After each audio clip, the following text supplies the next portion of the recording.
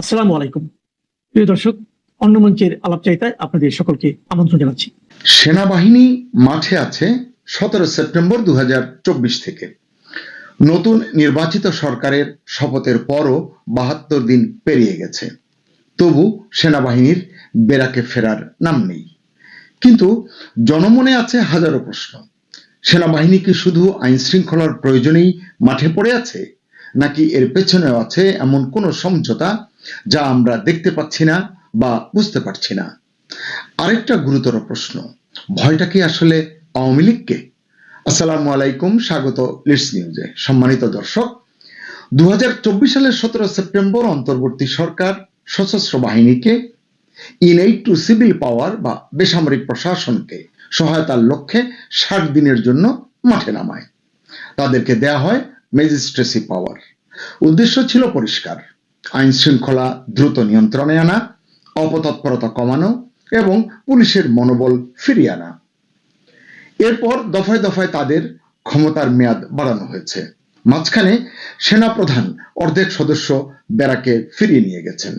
বাকিদের ফিরিয়ে নেবার বিষয়ে একাধিকবার তিনি বক্তব্য দিয়েছেন, কিন্তু ওই পর্যন্তই। এখনো স্ট্রাইকিং ফোর্স হিসেবে 15,000 সেনা সদস্য মাঠে রয়েছেন। তারা কবে ব্যারাকে ফিরবেন ঠিক নেই। গতকাল 28 এপ্রিল স্বরাষ্ট্রমন্ত্রী সালাউদ্দিন আহমদ বলেছেন, পরিস্থিতি বিবেচনায় ধাপে ধাপে ফিরবে সেনাবাহিনী। তাকে প্রশ্নটি করা হয়েছিল। সরকারের চাহিদা ও বিদ্যমান আইন মেনেই সেনাবাহিনী মাঠে দায়িত্ব পালন করছে বলেছেন সালাউদ্দিন আহমেদ, এবং আরো বলছেন, প্রয়োজন শেষ হলে তাদের প্রত্যাহার করে নেওয়া হবে। অর্থাৎ প্রয়োজন শেষ হয়নি এবং পরিস্থিতিও স্বাভাবিক হয়নি, এটি বোঝা যাচ্ছে। কিন্তু সেই প্রয়োজনটা কি এবং স্বাভাবিক হওয়ার মাপকাঠিটা কি? 15 ফেব্রুয়ারি 2026 এবছর সেনাপ্রধান জেনারেল ওয়াকারুজ্জামান বলেছেন, নতুন সরকারের শপথের পরই, মানে নির্বাচনের পরে বলেছেন সেনাবাহিনী ব্যারাকে ফিরবে। আবার একটু ফাঁকও রেখেছেন, বলেছেন নতুন সরকার যখন বলবে তখনই ব্যারাকে ফিরবে সেনাবাহিনী। 15 ফেব্রুয়ারি 2026, মানে এখানে একটা টুইস্ট আছে। একটা গুরুত্বপূর্ণ স্টেটমেন্ট দিয়েছেন সাবেক প্রধান উপদেষ্টার তৎকালীন প্রেস সচিব শফিকুল আলম। তিনি বলেছেন, নির্বাচনের মাধ্যমে পুলিশ তার আত্মমর্যাদা ফিরে পেয়েছে। অর্থাৎ পুলিশের যে ক্ষমতা চলে গিয়েছিল, শক্তি নিঃশেষ হয়ে গিয়েছিল, আত্মমর্যাদা ফিরে পাওয়ার মধ্য দিয়ে সেটি প্রতিষ্ঠিত হয়েছে, এমনটি তিনি হয়তো বোঝাতে চেয়েছেন। এর একদিন পরেই, মানে 16 ফেব্রুয়ারি, আবার সেনাপ্রধান জেনারেল ওয়াকারুজ্জামান বলেছেন, নবনির্বাচিত সরকার দায়িত্ব গ্রহণ করলে সেনাবাহিনী ব্যারাকে ফিরে যাবে। আপনারা জানেন, নতুন সরকার দায়িত্ব নিয়েছে 17 ফেব্রুয়ারি। আজকে 29 এপ্রিল 2026, অর্থাৎ প্রায় 72 দিন, কিন্তু সেনা সদস্যরা এখনো মাঠে আছেন। অবশ্য সেনাপ্রধান সাথে এটাও বলেছিলেন, পরিস্থিতির উপর পুলিশের নিয়ন্ত্রণ পুরোপুরি না আসা পর্যন্ত আইন শৃঙ্খলা রক্ষায় সহায়তার জন্য সেনাবাহিনীর একটি অংশ মাঠে থাকবে। প্রশ্ন হলো, পরিস্থিতি পুলিশের নিয়ন্ত্রণে কবে আসবে? 2 বছর তো প্রায় হয়ে গেল। এই নিয়ন্ত্রণে আসার প্যারামিটারটাই বাকি। 2 বছরেও যদি পুলিশ শক্তিশালী না হতে পারে, তাহলে দায়টা কার? আচ্ছা, সেনাবাহিনী কি বিএনপির প্রয়োজনে রাজনৈতিক কোনো কাজে ব্যবহৃত হচ্ছে? এমন প্রশ্ন অনেকে তুলছেন। অথচ 8 ফেব্রুয়ারি, মানে নির্বাচনের আগে, বিএনপি চেয়ারম্যান তারেক রহমান বলেছিলেন, বিএনপি ক্ষমতায় গেলে সেনাবাহিনীকে রাজনৈতিক উদ্দেশ্যে ব্যবহার করা হবে না। তিনি সেনাবাহিনীর গৌরব পুনরুদ্ধারের বিষয়টিও গুরুত্ব দিয়ে উল্লেখ করেছিলেন। বুঝতে পেরেছিলেন যে সেনাবাহিনীর গৌরবে ভাটা টান পড়েছে। সেই বিএনপি এখন ক্ষমতায়। ইতিমধ্যে 2.5 মাস অতিক্রান্ত হয়েছে, কিন্তু সেনাবাহিনীকে ব্যারাকে ফেরানোর কোনো দৃশ্যমান উদ্যোগ কিন্তু নেই। তাহলে কথা আর বাস্তবতার মধ্যে এই ফারাক কি ইঙ্গিত দেয়? সেনাবাহিনী মাঠে থেকে আইন শৃঙ্খলা ঠিক রাখার দাবি করেছে, বিভিন্ন সময় বলেছে। অথচ আজকের, মানে 29 এপ্রিল দৈনিক নয়া দিগন্তে পড়লাম, মাসুম মোস্তফা এমপি বলেছেন, ওই সংবাদে যে একজন কোট আনকোট একজন সংসদ সদস্য, নেত্রকোনা 5 পূর্বদলার এমপি, তিনি একজন সংসদ সদস্য হয়েও যদি আমাকে চরম নিরাপত্তাহীনতায় ভুগতে হয়, তবে সাধারণ মানুষের নিরাপত্তা কোথায়? 5 আগস্টের পর কি আমরা এমন বাংলাদেশ চেয়েছিলাম? প্রশ্ন হলো, সেনাবাহিনী মাঠে থাকার পরও একজন এমপি কেন নিরাপদ বোধ করছেন না? তাহলে তাদের মানে সেনাবাহিনীর থাকা আর না থাকায় পার্থক্যটা কোথায়? অথচ সেনাবাহিনীর মাঠে থাকা নিয়ে কত যুক্তি আমরা শুনেছি, মানে আমাদের শোনানো হয়েছে। 26 ডিসেম্বর 2024-এ সেনা সদরের colonel staff colonel Intekhab Haider Khan বলেছেন, দেশের গুরুত্বপূর্ণ স্থাপনায় হামলা নাশকতা প্রতিরোধ এবং নিরাপত্তায় কাজ করছে সেনাবাহিনী। আমি শুধু জানতে চাই বিনয়ের সঙ্গে, ওই তারিখের পরে দেশে যেসব স্থাপনায় হামলা নাশকতা হয়েছে সে বিষয়ে কি জবাব দেবেন তিনি? কম তো হয়নি। দেশের বিভিন্ন শিল্পাঞ্চলে অস্থিতিশীল পরিস্থিতি মোকাবেলায় দু একটি ব্যতিক্রম বাদে সেনাবাহিনী প্রশংসনীয় ভূমিকা পালন করেছে। সেখানেও নানান যদি কিন্তু আছে, যাই হোক সেদিকে আমি গেলাম না। কিন্তু এদেশের নাগরিকের কোন ব্যক্তির প্রতিষ্ঠান এবং সম্পদ রক্ষায় কতটা যথাযথ ভূমিকা পালন করেছে সেনাবাহিনী, সে প্রশ্নটি কিন্তু করাই যায়। 17 ফেব্রুয়ারি 2025-এও সেনা সদরের এক প্রেস ব্রিফিং এ একই কথা উচ্চারিত হয়েছে, দেশের সার্বিক পরিস্থিতি স্থিতিশীল রাখতে কাজ করছে সেনাবাহিনী। 19 জুন 2025-এ মিলিটারি অপারেশনস ডিরেক্টরেটের স্টাফ কর্নেল মোহাম্মদ শফিকুল ইসলাম বলেছেন, সেনাবাহিনী সাধারণ জনগণের নিরাপত্তা ও দুর্ভোগ লাঘবে সর্বদা প্রতিশ্রুতিবদ্ধ। এর পাশাপাশি মব ভায়োলেন্স নিয়ন্ত্রণের প্রতিশ্রুতি শুনেছে জাতি, কিন্তু কার্যকর ব্যবস্থা দেখেনি, বরং কিশোর গ্যাংয়ের বাম্পার ফলন দেখেছে। বেশ রমরমা চাঁদাবাজি চলেছে এই সময়ে। 5 নভেম্বর 2025 সদর দপ্তরের আর্মি ট্রেনিং অ্যান্ড ডক্ট্রিন কমান্ডের general officer commanding GOC lieutenant general Mohammad Mainur Rahman বলেছিলেন, নির্বাচন হলে দেশের আইন শৃঙ্খলা পরিস্থিতির উন্নতি হবে, দেশে স্থিতিশীলতা আসবে এবং সেনাবাহিনী ব্যারাকে ফিরে যেতে পারবে। নির্বাচন হয়েছে, সরকারও গঠিত হয়েছে, কিন্তু প্রত্যাশা ও প্রতিশ্রুতি পূরণ হয়নি। এই সময়টিতে আসলে দেশ কি দেখেছে একটু যদি আমরা দেখি। 24 ফেব্রুয়ারি 2025-এ, মানে আমি একেবারে র্যান্ডমলি নিয়েছি, গত কয়েকদিনেরটা নিলেও নিতে পারতাম, আমি র্যান্ডমলি নিয়েছি। জাগো নিউজে প্রকাশিত একটি সংবাদের শিরোনাম বলি আপনাদেরকে। শিরোনামটি হচ্ছে, নিরাপত্তা নিয়ে শঙ্কায় মানুষ, আইন শৃঙ্খলা বাহিনী করছে কি? অপারেশন ডেভিল হার্টের দোহাই দিয়ে আওয়ামী লীগের নেতাকর্মীদের আইনের আওতায় আনার ক্ষেত্রে বেশ তৎপর দেখা গেছে আইন শৃঙ্খলা রক্ষাকারী বাহিনীকে। এই সময়ে সেনাবাহিনী মাঠে থাকার পরও প্রকাশ্যে গুলি, চাপাতি দিয়ে কোপানো এবং ভয় দেখিয়ে ডাকাতি, চুরি, ছিনতাইয়ের ঘটনা প্রায় ডালভাত হয়ে গিয়েছে। সুপ্রিম কোর্টের জ্যেষ্ঠ আইনজীবী শাহদিন মালিক বলেছেন, আইন শৃঙ্খলা রক্ষা সেনাবাহিনীর কাজ নয়, জাতীয় প্রয়োজনে বেসামরিক প্রশাসনকে সহায়তার জন্য তাদেরকে ডাকা যায়, ডাকলেও সেটা অনির্দিষ্টকালের জন্য নয়। স্বাধীন মালিক বলেছেন, 2007 সালে 111-এর পর প্রায় 2 বছর সেনাবাহিনী দেশের আইন শৃঙ্খলা রক্ষার কাজে নিয়োজিত ছিল। এই নিয়োজিত থাকায় শেষ পর্যন্ত, মানে এত লম্বা সময় থাকার কারণে শেষ পর্যন্ত ভালো অভিজ্ঞতা নিয়ে সেনানিবাসে ফিরতে পারেনি সেনাবাহিনী। সেই অভিজ্ঞতা ইতিমধ্যেই আরো তেতো হয়েছে। কতিপয় ছাত্র নেতা, কতিপয় ব্যারিস্টার নেতা সেনাবাহিনী, সেনাপ্রধান, ডিজিএফআই নিয়ে যেসব কথা বলেছেন, যেরকম অঙ্গভঙ্গি করেছেন, রক্ত মাংসের সাধারণ মানুষেরও তাতে স্থির থাকা কঠিন। কিন্তু তারা বেশ স্থির আছেন, নমনীয় আছেন। এই জন্যই অনেকে প্রশ্ন করছেন, পেছনের আসল রহস্যটা কি? আসলে সেনাবাহিনীর সম্মানটা নষ্ট করেছে ইউনূস বাহিনী। হাসনাত না ওয়াকার, হাসনাত হাসনাত, এই স্লোগান যখন হজম করতে পেরেছে এই বাহিনী, তাদের কাছে জনপ্রত্যাশা খুব বেশি না থাকাই ভালো। সেনাবাহিনী মাঠে থাকাকালেই পুলিশকে, আওয়ামী লীগের নেতাকর্মীদের অনেককে প্রকাশ্যে মব করে হত্যা করা হয়েছে। পত্রপত্রিকায় এসেছে এগুলো। মুক্তিযোদ্ধাদের নানানভাবে অপমান করা হয়েছে, নিপীড়ন করা হয়েছে। পুলিশের মনোবল ধ্বংসে সেনাবাহিনীর দায় কি কম? অনেকে এমনও বলছেন, 71-এও পুলিশ এতটা বিধ্বস্ত হয়নি। 24-এ এবং তারপরে যতটা হয়েছে। কিন্তু সেই পুলিশের মনোবল ফিরলে সেনাবাহিনী ব্যারাকে ফিরবে, এটি এখন বড় একটি যুক্তি হয়ে দাঁড়িয়েছে।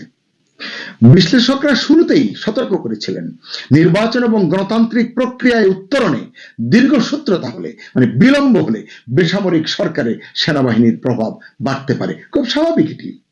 এ কারণে অনেকে এমন আশঙ্কাও করছেন দেশটাকে শেষ পর্যন্ত পাকিস্তান স্টাইলের হাইব্রিড রেজিমের দিকে ঝুঁকছে। সেনাবাহিনীর দীর্ঘমেয়াদী উপস্থিতি নিয়ে জনমনে নানান প্রশ্ন, কৌতূহল, এমনকি বিতর্কও আছে। তারা জানতে চান কেন সেনাবাহিনী ব্যারাকে ফিরছে না এখনো, কবে ফিরবে আসলে। বর্তমান রাজনৈতিক প্রেক্ষাপটে রাজনৈতিক স্থিতিশীলতা প্রতিষ্ঠায় কি ভূমিকা পালন করছে এই সেনাবাহিনীর মাঠে উপস্থিতি। অনেকে বলছেন 5 আগস্টের পর থেকে দেশে কি পরোক্ষ সেনা শাসন চলছে। আমরা এমনটি বলতে চাই না, কিন্তু কেউ কেউ এমনটি বলছেন সেনা সদস্যদের একাংশ নাকি বা একটি অংশ নাকি ফিরতে চায় না। কারণ কি? কারণ তারা বলছেন মাঠে থাকলে নাকি ক্ষমতা ব্যবহার করা যায় বেশ ভালোভাবে। এই ক্ষমতার কি অর্থ আমি জানি না। অনেকে বলছেন এই সরকার সমঝোতার ভোটে নির্বাচিত, তাই কার্যক্রম নিষিদ্ধ আওয়ামী লীগের ভয়ে সেনাবাহিনীকে ব্যারাকে ফেরাচ্ছে না। অথবা বিএনপি পুরোপুরি মাঠ দখল না করলে সেনাবাহিনী ব্যারাকে ফিরবে না। ব্যাপারটা কি এরকম? কারো প্রশ্ন কিন্তু আরো বেয়ারা, এখন বাংলাদেশের ক্ষমতায় কারা? তারা জানতে চায়। তারা নিজেরাই প্রশ্ন করছে, বিএনপি নাকি জামাত নাকি আর্মি নাকি অন্য কেউ? সেনাবাহিনী ব্যারাকে ফিরে গেলে বিএনপি কি কার্যক্রম নিষিদ্ধ আওয়ামী লীগ ছাত্রলীগকে সামাল দিতে পারবে? এই ভয়টা কি কাজ করছে সরকারের মনে? আবার কেউ বলছেন বিএনপি এত জনপ্রিয় দল, জামাত এত জনপ্রিয় দল, আর এনসিপি তো দেশটাই স্বাধীন করেছে বলে দাবি করে, তাহলে সেনাবাহিনী ব্যারাকে ফিরলে তাদের ভয়টা কি? তাছাড়া ক্ষমতাসীনদের অনেকেই বলেছেন দেশে এখন আওয়ামী লীগ নাই, শেখ হাসিনা কোনোদিন এই দেশে আর ফিরতে পারবেন না। তাহলে ভয়টা কাকে? 5 আগস্ট যে সেনা কু হয়েছে বলে অভিযোগ উঠেছে বা কথা উঠেছে, তাহলে সেটাই কি সত্যি? মার্কিন প্ল্যান কি এরকম ছিল? আর কি কি আছে মার্কিনীদের প্ল্যানে? নাকি সেনাবাহিনী ভয় পাচ্ছে তারা ব্যারাকে ফিরলে আওয়ামী লীগ ছাত্রলীগ একযোগে দেশে ঢুকে পড়বে, মাঠে নেমে আসবে? বিশ্লেষকরা বলছেন আইন শৃঙ্খলা এখনো পুরোপুরি নিয়ন্ত্রণে আসেনি। সরকারও স্বীকার করছে, সেনাবাহিনীও এটি স্বীকার করছে, সেনাপ্রধান তো বলছেন। রাজনৈতিক স্থিতিশীলতা এখনো ভঙ্গুর, বিশ্লেষকরা বলছেন। তাই এখনো কোনো অদৃশ্য সমঝোতা আছে কিনা এমন প্রশ্ন করছেন অনেকে। বিশ্লেষকদের একাংশ বলছেন সেনাবাহিনী ব্যারাকে ঢুকলেই কি আওয়ামী লীগ আবার সংগঠিত হতে শুরু করবে, এজন্যই কি সেনাবাহিনীকে মাঠে রাখা হচ্ছে।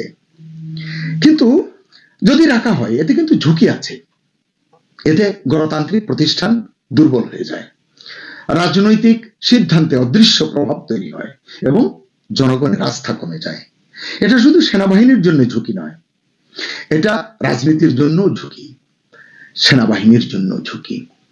দীর্ঘদিন মাঠে থাকলে তাদের শক্তি, সেনাবাহিনীর শক্তি এবং নিরপেক্ষতা নিয়েও প্রশ্ন উঠতে পারে।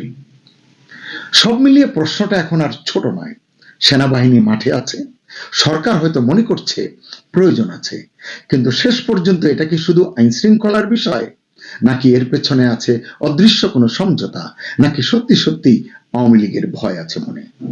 উত্তর যাই হোক, একটা বিষয় কিন্তু পরিষ্কার, এই অনিশ্চয়তা যতদিন থাকবে প্রশ্নও ততদিন থাকবে। সুপ্রিয় দর্শক, আপনার কি মনে হয় সেনাবাহিনী কেন ব্যারাকে ফিরছে না? কমেন্টে আপনার মতামত জানান।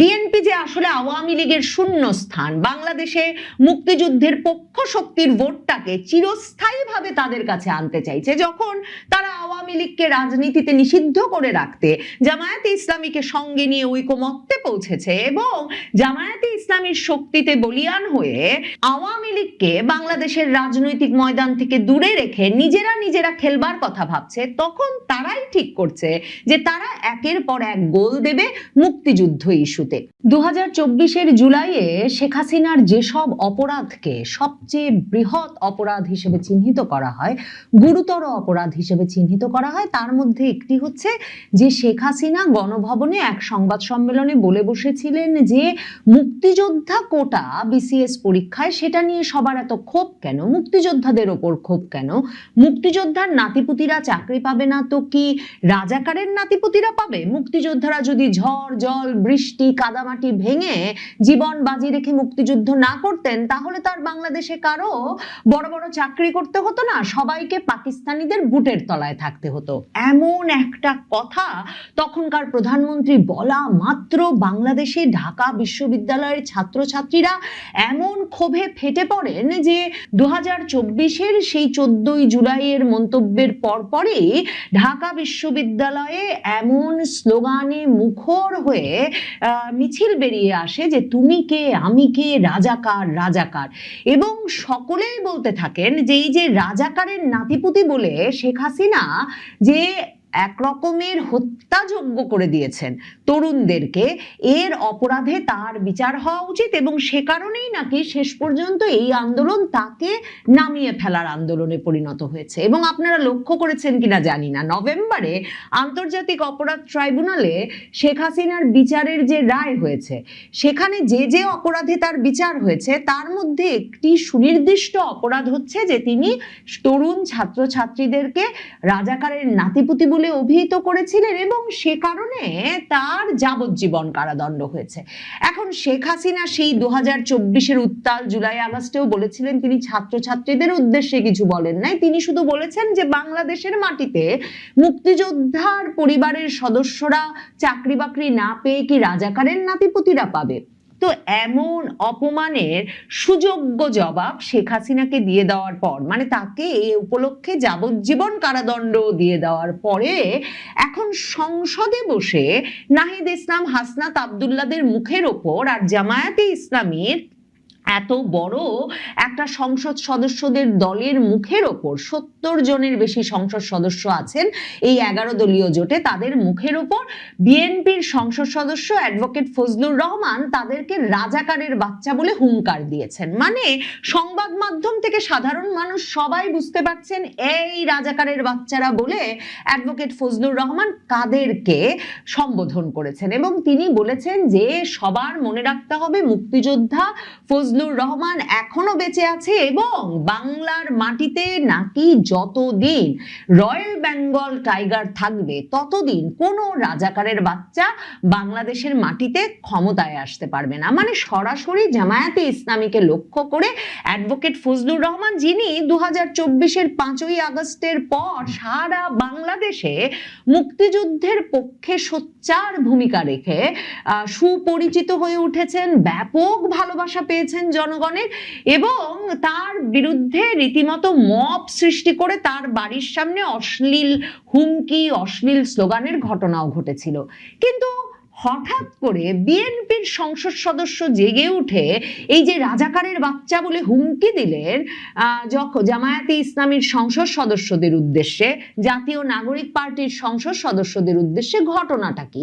বিএনপি হঠাৎ এত মুক্তিযুদ্ধ করছে কেন? কারণ মনে রাখতে হবে এই অ্যাডভোকেট ফজলুর রহমান সংসদে থাকা অবস্থাতেই কিন্তু সংসদের শুরুর দিকেই এই সংসদ অধিবেশনে বসা মাত্র যে শোক প্রস্তাব গ্রহণ করা হয়েছিল সেখানে জামায়াতে ইসলামী থেকে যেই নেতৃবৃন্দকে আওয়ামী লীগ আমলে যুদ্ধাপরাধের দায়ে মৃত্যুদণ্ড সহ বিভিন্ন মেয়াদের দণ্ড দেওয়া হয়েছিল, সেই 6 জন নেতা, জামায়াতে ইসলামীর সাবেক আমির মতিউর রহমান নিজামী, সেক্রেটারি জেনারেল আলী আহসান মোহাম্মদ মুজাহিদ, আব্দুল কাদের মোল্লা, মোহাম্মদ কামরুজ্জামান, দেলোয়ার হোসেন সাইদি, মীর কাশেম আলী এবং বিএনপির যেই নেতা সালাউদ্দিন কাদের চৌধুরী, যিনিও যুদ্ধাপরাধের দায়ে অভিযুক্ত হয়ে মৃত্যুদণ্ড প্রাপ্ত হয়েছেন, তাদের নামে শোক প্রস্তাব গ্রহণ করেছে এই সংসদ। তার মানে অ্যাডভোকেট ফজলুর রহমানও কিন্তু তখন শোক প্রস্তাব গ্রহণ করেছেন এই যুদ্ধাপরাধের দায় যায় দণ্ডিত ব্যক্তিবর্গের বিষয়ে, তাহলে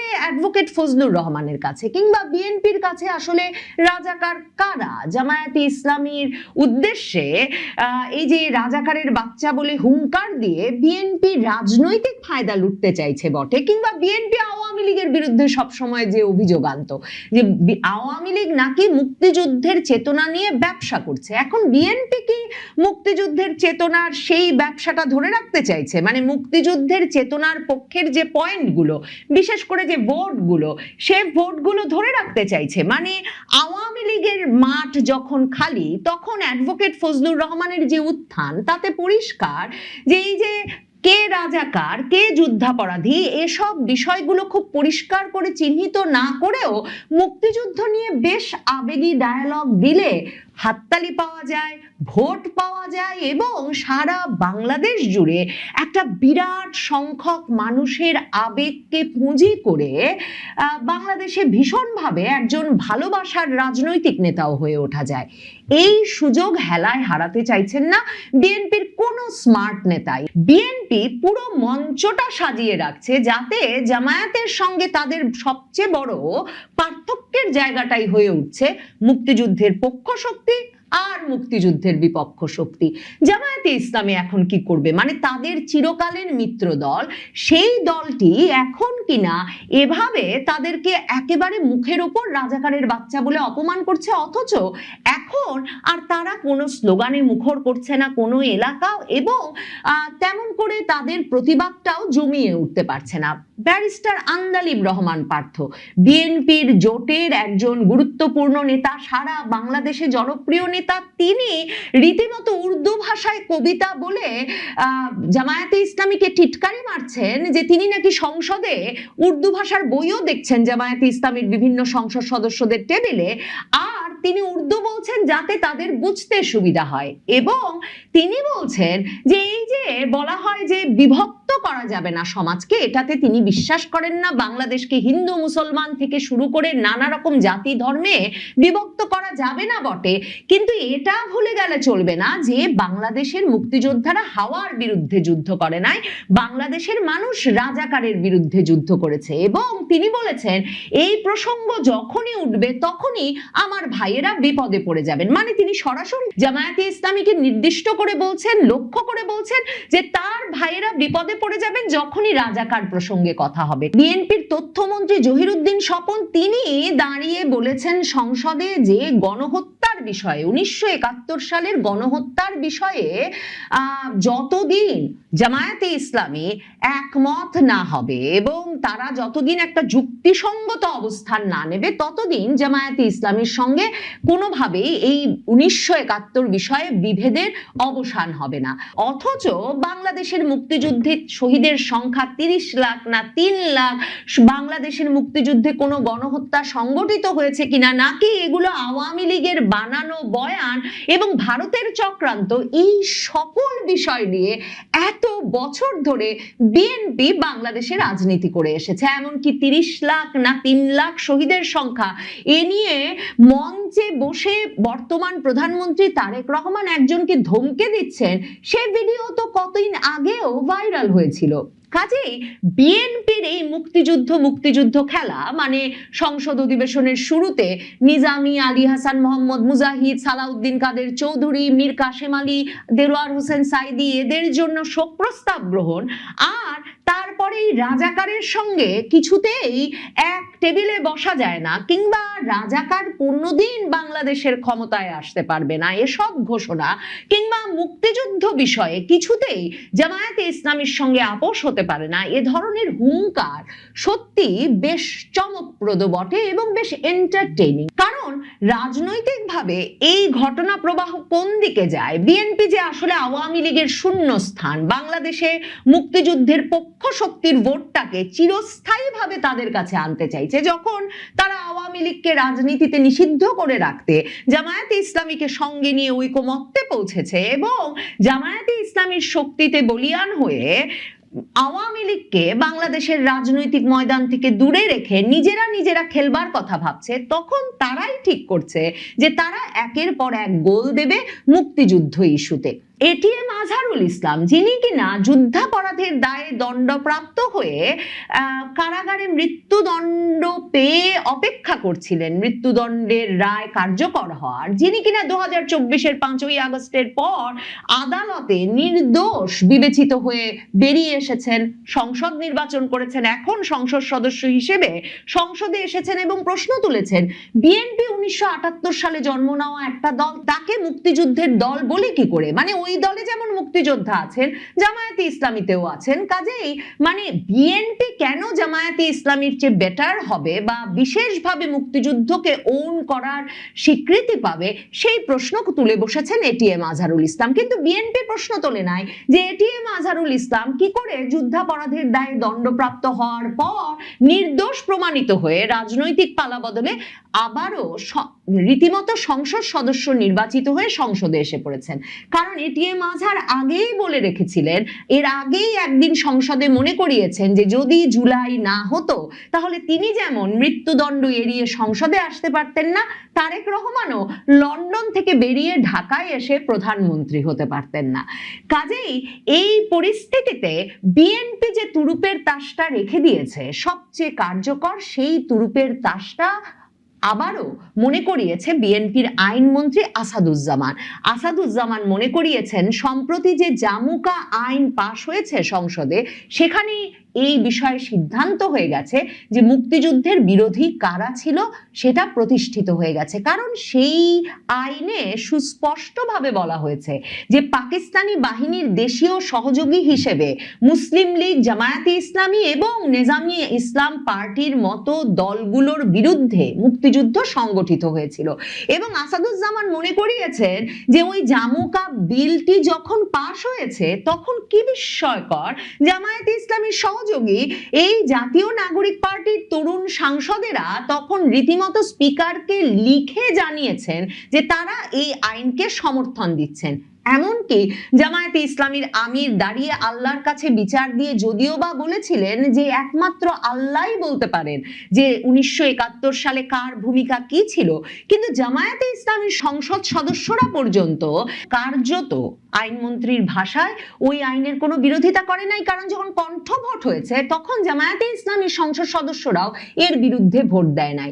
তাহলে এই পরিস্থিতিতে বিএনপি তুরুপের তাস হিসেবে জামায়াতে ইসলামীর বিরুদ্ধে এই কার্ড রেখে দিয়েছে বটে, প্রয়োজনে যুদ্ধাপরাধী দল হিসেবে যেমনটা তারেক রহমান বলেছিলেন নির্বাচনী প্রচারণাকালে তারা ধর্ষণ করেছে, হত্যা করেছে, সেই দল হিসেবে কিংবা জামুকা আইনের কাঠামো অনুযায়ী তারা জামায়াতে ইসলামীকে নিষিদ্ধ করতে এই আইনটি ব্যবহার করতে পারে যে কোনো সময় আদালতে। এই অবস্থায় জামায়াতে ইসলামী যে তাদেরকে পাকিস্তানি হানাদার বাহিনীর দেশীয় সহযোগী হিসেবে অভিহিত করে আনা আইন পাশের সময়ও গলা খুলে প্রতিবাদ করে না, তেমনি অ্যাডভোকেট ফজলুর রহমান যখন হুঙ্কার ছাড়েন তাদের দিকে রাজাকারের বাচ্চা বলে তাদের অভিহিত করে, তখনও তাদের গলায় তেমন আওয়াজ বের হচ্ছে না। মানে শেখ হাসিনার আমলে, আওয়ামী লীগের আমলে রাজাকার গালির যে প্রতিক্রিয়া দেখা দিয়েছিল, এখন সে প্রতিক্রিয়া কেন কমে আসছে? সেটা কি এই সাজানো গোছানো সংসদটাকে সাজিয়ে গুছিয়ে এগিয়ে নিয়ে যাওয়ার জন্য, নানা বিষয়ে ক্ষমতার ভাগাভাগির ঐকমত্যটুকু ধরে রাখার জন্যে, নাকি সত্যি জামায়াতে ইসলামী এমন বেকায়দায় পড়েছে রাজাকার পরিচয় এখনো ধুয়ে মুছে ফেলতে না পেরে যে বুঝতে পারছে না ঠিক কি করবে? সেটাই এখন একটা বড় প্রশ্ন বটে।